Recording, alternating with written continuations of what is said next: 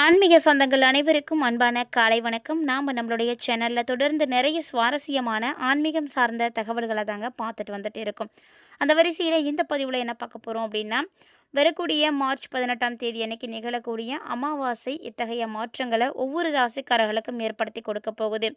அதுலேயும் குறிப்பாக இந்த அமாவாசை பார்த்திங்கன்னா பங்குனி மாதத்தில் வரக்கூடிய அபூர்வமான அமாவாசை. இந்த அமாவாசையில் நடக்கக்கூடிய பல சுவாரஸ்யமான தகவல்களை பற்றி தான் நம்ம தொடர்ந்து பார்க்க போகிறோம். வீடியோக்குள்ளே போகிறதுக்கு முன்னாடி நீங்கள் நம்ம சேனலை சப்ஸ்கிரைப் பண்ணாமல் இருக்கீங்க அப்படின்னா மறக்காமல் சேனலை சப்ஸ்கிரைப் பண்ணிக்கோங்க. கூடவே பக்கத்தில் இருக்கிற பெல் சிம்பிளையும் கிளிக் பண்ணிக்கோங்க. அப்போ தான் நாங்கள் போடக்கூடிய வீடியோக்கள் எல்லாமே உங்களுக்கு நோட்டிஃபிகேஷன் உடனுக்குடன் வந்தடையும். நீங்களும் பார்த்து பயன்பெறலாம். வாங்க வீடியோக்குள்ளே போகலாம். 2026ஆம் வருடத்தில் மார்ச் மாதத்தில் வரக்கூடிய அமாவாசை மார்ச் 18ஆம் தேதி புதன்கிழமை அன்னைக்கு வந்திருக்கு. கடந்த ஆண்டு பங்குனி மாதத்தில் வந்த அமாவாசை பார்த்திங்கன்னா சூரிய கிரகணம் அன்னைக்கு வந்தது.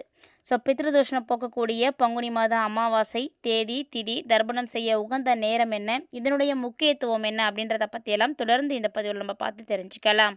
பொதுவாக அமாவாசை அப்படிங்கிறது மாதம் மாதம் வரக்கூடியதாக இருந்தாலுமே கூட ஒவ்வொரு மாதத்தில் வரக்கூடிய அமாவாசைக்குமே தனித்துவமான தன்மைகளானது இருக்குது. எந்தெந்த அமாவாசைகளில் என்னென்ன வழிபாடுகள் செய்யணும், என்ன செய்தால் நமக்கு நன்மைகள் நடக்கும் அப்படின்றத பற்றி தெரிஞ்சுக்கிறத விட ஒவ்வொரு அமாவாசையிலுமே நம்ம வழிபாடுகள் செய்கிறது மிக சிறந்த ஒரு பலன்களை கொடுக்கும். அந்த வரிசையில் பங்குனி மாத அமாவாசை மார்ச் 18ஆம் தேதி அன்னைக்கு வந்திருக்கு. திதி எப்போ ஆரம்பமாகுது அப்படின்னு பார்த்தீங்கன்னா மார்ச் 18ஆம் தேதி அன்னைக்கு காலையில் 8:28 பங்குனி அமாவாசை திதியானது ஆரம்பமாகுது. அமாவாசை திதி முடியக்கூடிய நேரம் பார்த்திங்கன்னா மார்ச் 19ஆம் தேதி அன்னைக்கு காலையில் 7:29 திதி முடியுது. புதன்கிழமை அன்னைக்கு காலையில் 8:30 துவங்கக்கூடிய இந்த அமாவாசை வியாழக்கிழமை காலையில் 7:30 வரைக்கும் இருக்குது. சூரிய உதய திதியின்படி நம்ம பார்க்கும் பொழுது வியாழக்கிழமை அன்னைக்கு அமாவாசை அனுஷ்டிக்கப்படணும் அப்படின்னு சொல்லப்படுது. என்னதான் வியாழக்கிழமை அன்னைக்கு சூரிய உதயத்தின் பொழுது அமாவாசை திதி இருந்தாலுமே கூட வியாழக்கிழமை காலையிலேயே அந்த திதி முடியுது அப்படின்றதுனால யாரெல்லாம் தர்ப்பணம் கொடுக்கணும், வழிபாடுகள் செய்யணும் அப்படின்னு நினைக்கிறீங்களோ எல்லாருமே புதன்கிழமை அன்னைக்கே செய்துக்கணும். அதாவது அமாவாசை அப்படின்றது புதன்கிழமை தான். பங்குனி மாத அமாவாசைகளில் நீங்கள் செய்யக்கூடிய தர்ப்பணம் பார்த்தீங்கன்னா மிக சிறந்த பலன்களை உங்களுக்கு கொடுக்கும். தர்ப்பணம் எப்போ செய்யலாம் அப்படின்னா, அமாவாசை திதி நாள் முழுக்க இருக்குது அப்படின்னா கூட மதிய நேரத்துக்குள்ளே நம்ம தர்ப்பணம் செய்துக்கலாம். ஆனால் மதியம் 12 மணிக்குள்ளே பங்குனி அமாவாசைக்கான தர்ப்பணத்தை செய்து முடிக்கணும். அப்படிங்கும் பொழுது புதன்கிழமை அன்னைக்கு தான் நீங்கள் அமாவாசை திதியை செய்ய முடியும். வியாழக்கிழமை அன்னைக்கு செய்ய முடியாது. அதனால் புதன்கிழமை அன்னைக்கு செய்துக்கோங்க. யார் எப்போ தர்ப்பணம் கொடுக்கறதா இருந்தாலும் மதியானம் 12 மணிக்குள்ளே தர்ப்பணம் கொடுத்துடணும். ஸோ பங்குனி மாதத்தில் வரக்கூடிய அமாவாசை அப்படிங்கும் பொழுது மிகப்பெரிய கிரகங்களுடைய சேர்க்கைகளானது ஏற்படும். இந்த அபூர்வ கிரகங்களுடைய சேர்க்கைகள் பார்த்திங்கன்னா நிறைய பேருக்கு நல்ல பலன்களை கொடுக்கும். அமாவாசை அன்னைக்கு சூரியன் சந்திரன் ஒரே ராசியில் இருப்பாங்க. ஆனால் இந்த ஆண்டு பார்த்திங்கன்னா மீன ராசியில் சனியோடு சுக்கிரன் சூரியன் மற்றும் சந்திரன் இணைந்திருக்கக்கூடிய காலத்தில் அமாவாசை வந்திருக்கு. ஸோ அப்படிங்கும் பொழுது அமாவாசை அன்னைக்கு சதுர்கிரக யோகமும் ஏற்படுது. இது பார்த்திங்கன்னா ஒரு அபூர்வமான யோகம்னு சொல்லுவாங்க. இந்த யோகத்தின் மூலமாக மிகப்பெரிய அளவில் நிறைய மாற்றங்களை ஒவ்வொரு ராசிக்காரர்களும் சந்திக்க போகிறாங்க. இருந்தாலுமே கூட அதில் நம்ம இந்த பதிவில் மேசராசி நேயர்களுக்கு என்ன மாதிரியான மாற்றங்கள் கிடைக்க போகுது அப்படின்றத பற்றி தான் தொடர்ந்து பார்க்க போகிறோம். இந்த பதிவை பார்த்துட்டு இருக்கக்கூடிய நேயரில் யாரெல்லாம் மேசராசிக்காரங்களாக இருக்கீங்களோ மறக்காம வீடியோக்கு ஒரு லைக் பண்ணிக்கோங்க. வீடியோ தொடர்ந்து பாருங்கள். உங்களுக்கு இந்த காலகட்டங்களில் என்ன மாதிரியான மாற்றங்கள் கிடைக்க போகுது அப்படின்றத தெரிஞ்சுக்கிறதுக்கு ரொம்பவே உதவியாக இருக்கும்.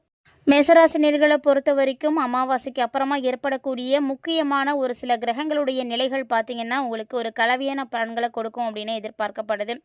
அதாவது தொழிலாக இருக்கட்டும், உத்தியோகமாக இருக்கட்டும், இந்த விஷயங்கள் எல்லாம் நல்ல ஒரு வளர்ச்சிகளை நீங்கள் பார்க்கலாம்.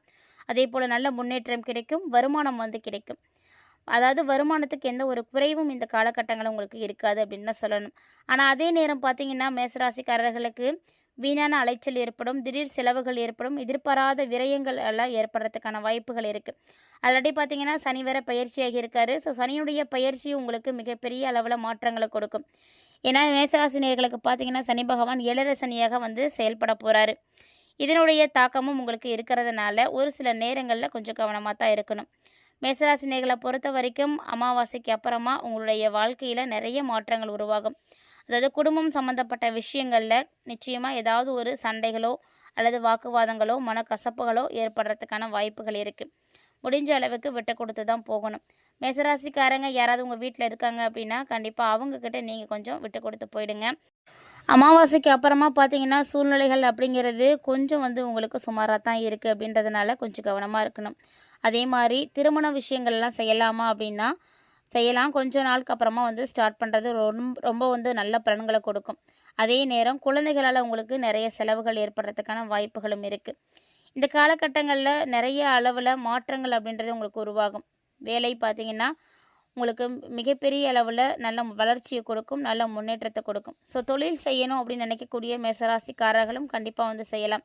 அமாவாசைக்கு பிறகு உங்களுக்கு தொழிலும் பார்த்திங்கன்னா ரொம்ப நல்லா இருக்கும். ஸோ மொத்தமாக சொல்லணும் அப்படின்னா எந்த பாதிப்பும் ஏற்படாது அப்படின்றது தான் முக்கியமான ஒரு விஷயம். அதே இந்த காலகட்டங்களில் வேலை சார்ந்த விஷயங்களில் புதிய முயற்சிகளை மட்டும் தவிர்த்துக்கோங்க. ஏற்கனவே என்ன செய்துட்ருக்கீங்களோ அதையே தொடர்ந்து செய்யுங்க. புதுசாக செய்யணும் அப்படின்னு நினைக்கிறீங்கன்னா மட்டும் அதை மட்டும் அவாய்ட் பண்ணிக்கோங்க. ஆனால் மேசராசிக்காரங்களுக்கு என்னதான் கிரகநிலைகளானது கொஞ்சம் அப்படி இப்படி இருந்தாலுமே கூட திடீர் அதிர்ஷ்டங்களும் வந்து இருக்கும். இந்த திடீர் அதிர்ஷ்டங்கள் பார்த்திங்கன்னா உங்களுக்கு நல்ல ஒரு முயற்சிகளை கொடுக்கும். முடிஞ்ச அளவுக்கு நீங்கள் எடுக்கக்கூடிய முயற்சிகள் அனைத்தும் வெற்றிகளை போய் முடிவடையும்.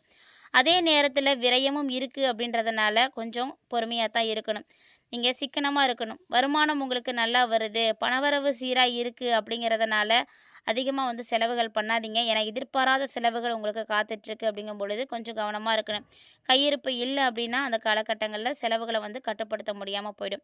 குறிப்பாக மேசராசிக்காரர்களுக்கு இந்த டைமில் மருத்துவ செலவுகள் உங்களுக்காகவோ சரி இல்லைன்னா உங்களுடைய குழந்தைகளுக்காகவோ சரி ஏற்படுறதுக்கான வாய்ப்புகள் இருக்குது. அதனால் கவனமாக இருங்க. கொடுக்கல் வாங்கல் விஷயங்களை பொறுத்த வரைக்கும் மேசராசிக்காரங்க இந்த காலகட்டங்களில் எச்சரிக்கையாக தான் இருக்கணும். சின்ன சின்ன விஷயங்களுக்கு கூட நீங்கள் கடன் வாங்குற மாதிரி இருக்கும்.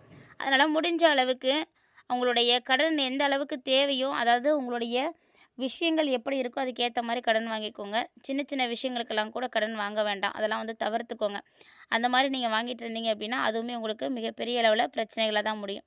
ஸோ மேசராசிக்காரங்களை பொறுத்த வரைக்கும் வரக்கூடிய நாட்களில் அமாவாசைக்கு அப்புறமா எந்த ஒரு விஷயம் செய்கிறதா இருந்தாலும் நல்லா திட்டமிட்டு கவனமாக வந்து செயல்படணும். அப்போ தான் உங்களுக்கு ஏற்படக்கூடிய வீண் செலவுகளையும் அலைச்சல்களையும் உங்களால் வந்து தவிர்க்க முடியும். இல்லை அப்படின்னா அது எல்லாத்தையுமே வந்து சரி பண்ண முடியாமல் போயிடும். இந்த மேசராசினியர்களை பொறுத்த வரைக்கும் இந்த காலகட்டங்களில் நிறைய மாற்றங்கள் உங்களுக்கு ஏற்படுறதுக்கு முக்கியமான காரணம் என்னென்னா கிரக அமைப்புகள் தான். சூரிய பகவான் மீன ராசியில் சஞ்சரிக்கக்கூடிய இந்த ஒரு காலகட்டங்களில் நிறைய கிரகங்களுடைய சேர்க்கைகளும் இருக்குது. அப்படின்றதுனால அதன் மூலமாக நிறைய யோகங்களும் உங்களுக்கு உருவாகும். மார்ச் 14ஆம் தேதியிலிருந்தே உங்களுக்கு கிரகங்களுடைய மாற்றங்களானது ஏற்பட்டுடும். அதாவது மீனராசியில் பார்த்தீங்கன்னா சூரியன், புதன், சுக்கிரன், ராகு இந்த எல்லா கிரகங்களுமே சேர்ந்து இருக்க போகிறாங்க. இதனால் நிறைய யோகங்கள் உருவாகுது. யோகங்கள் எல்லாமே மேசராசிக்காரர்களுக்கு விரயஸ்தானத்தில் சூரியன் சஞ்சரிக்க போகிறார் அப்படின்றதுனால செலவுகள் கண்டிப்பாக இருக்கும்.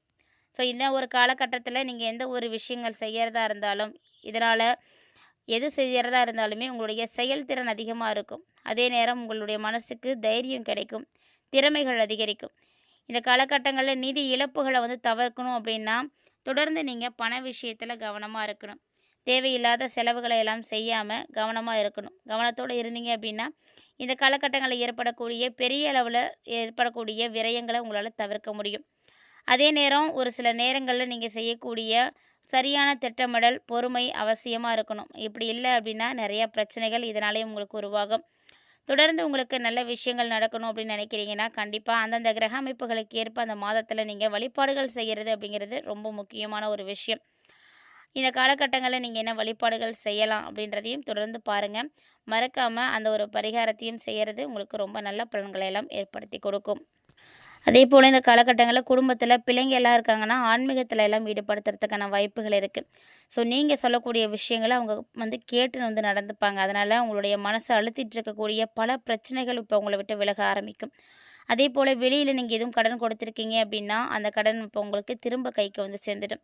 ஒரு சில தடைகள் அப்படின்றது ஏற்பட தான் செய்யும். இருந்தாலுமே கூட உங்களுடைய தொடர் முயற்சி, நீங்கள் செய்யக்கூடிய முயற்சிகள் மட்டும்தான் உங்களுக்கு வெற்றிகளை ஏற்படுத்தி கொடுக்கும்.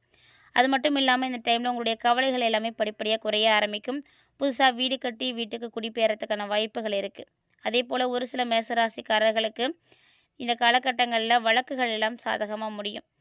அதே நேரம் தொழில் செய்யக்கூடியவங்களாக இருக்கீங்க அப்படின்னா வாடிக்கையாளர்கள்ட்டையும் சரி அல்லது நீங்கள் வேலை செய்யக்கூடிய இடத்துல இருக்கக்கூடியவர்கள்ட்டையும் சரி நிதானமாக வந்து இருக்கணும். கோபப்படக்கூடாது. நிதானமாக நடந்துக்கிட்டீங்க அப்படின்னா நல்ல லாபங்களை எல்லாம் பெற முடியும். மற்றபடி உங்களுக்கு இந்த டைமில் கடுமையான போட்டிகள்லாம் வந்து கிடையாது. அப்படியே ஒரு வேளை யாரும் போட்டி போட்டாலுமே கூட அதையெல்லாம் சாதுரியமாக சமாளிக்கக்கூடிய திறமை இப்போ உங்கள்கிட்ட வந்து கண்டிப்பாக கிடைக்கும். அரசியல்வாதிகளாக இருக்கீங்க அப்படின்னா தொண்டர்களுடைய தேவைகளை முழுமையாக பூர்த்தி செய்கிறதுக்கான முயற்சிகள் எல்லாம் இப்போ எடுத்துக்கோங்க. அதே போல் கலைத்துறையில் இருக்கக்கூடியவர்களாக இருக்கீங்க அப்படின்னா புதிய வாய்ப்புகள் எல்லாமே இப்போ உங்களை தேடி வரும். அதில் ஏதாவது ஒரு வாய்ப்பை நீங்கள் நல்லபடியாக எடுத்து உங்களுடைய திறமைகளை வெளிப்படுத்தி நீங்கள் செய்துக்கோங்க. ரசிகர்களுடைய ஆதரவு வந்து பெற்றுக்கிறது ரொம்ப நல்லது. பெண்களாக இருக்கீங்க அப்படின்னா கணவருடைய அன்பு, பாசம் இது எல்லாமே இப்போ வந்து கிடைக்கும். உறவினர்கள் மற்றும் உங்களை எல்லாம் அனுசரித்து போகிறதுக்கான வாய்ப்புகள் இருக்குது. உடல் ஆரோக்கியம் பொறுத்த வரைக்கும் மேசராசிக்காரங்களுக்கு ரொம்பவே சிறப்பாக இருக்கும். கல்வி பயிலக்கூடிய மாணவ மாணவிகளாக இருக்கீங்க அப்படின்னா நல்ல வெற்றிகள் பார்க்கலாம். அதாவது கல்வியிலையும் சரி விளையாட்டுலேயும் சரி நீங்கள் வெற்றிகளை வந்து பார்க்க முடியும்.